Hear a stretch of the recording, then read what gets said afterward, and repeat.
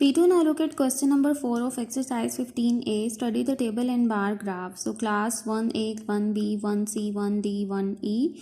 Number of students who score a distinction in mathematics 9, 11, 16, 12, 20. Number of students who score a distinction in age. This is missing. This is 12. This is also missing, and this is 15. So students who score a distinction in mathematics or science. This is a table and this is a bar graph of this table. So again 1C bars are missing here. So in part A you are supposed to complete the table and the bar graph. So first you need to complete the bar graph, or you can complete, first you need to complete the bar graph, because 1C values are given here 16 and 12, but the bars are missing. So this is 15 and one line up, this is 16. So in this way you will draw the bar of 16, and similarly this is 10 and two lines up, this is 12. So in this way you will draw the bar of science.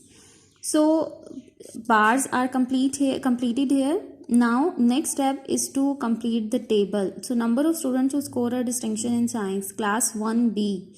So this is class 1B. One bar is of maths, which is 11. Second bar is of science. Number is missing here, but the bar is here, so we can easily count. So this is 10, and how many lines are up? 11, 12, 13. So this is 13. The bar is of 13, so you will write 13 here. And then similarly class 1D. This is class 1D. First bar is of maths, which is 12, and second bar is of science. We don't know, so how we can count? So this is 15, and this is exactly one line up from 15, so this is 16. So in this way you will complete the table and the bar graph. So part A is done on book. Now look at part B. Find the total number of students in the 5 classes who score a distinction in mathematics or science. What you will do, simply you will add all the number of students of maths and science, 9 plus 11 plus 16 plus 12 plus 20, and similarly you will add up all the number of students who score distinctions in science, and then you will get the answer. So let's come to the solution of part B.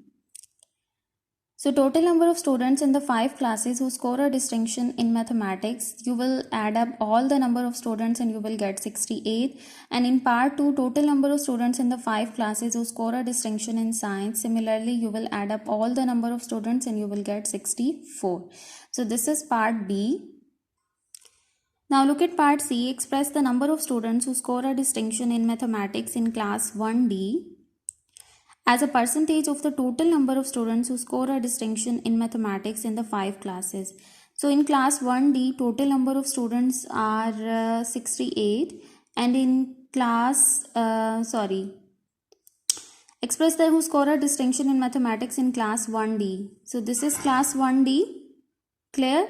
Class 1D, distinction in mathematics is 12, clear? So 12 is in the numerator as a percentage of the total number of students who score a distinction in mathematics in the 5 classes. And total number of students in mathematics is 68. So we will divide 12 divided by 68, and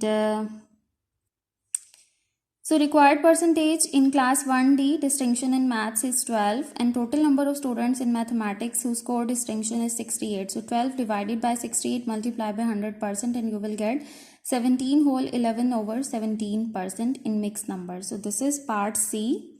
Now look at part D.